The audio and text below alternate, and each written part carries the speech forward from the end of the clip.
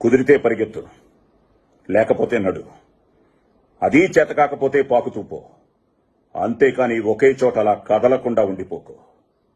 ఉద్యోగం పోయిందని, వ్యాపారం దెబ్బతినిందని, స్నేహితుడు ఒకడు మోసం చేశాడని, ప్రేమించిన వాళ్లు వదిలి వెళ్లిపోయారని అలాగే ఉండిపోతే ఎలా?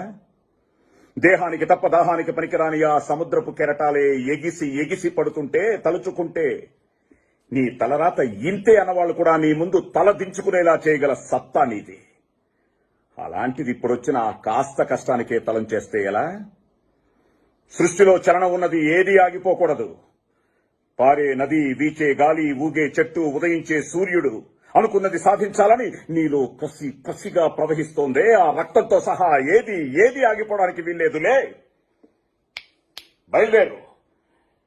నిన్ను కథల్నివ్వకుండా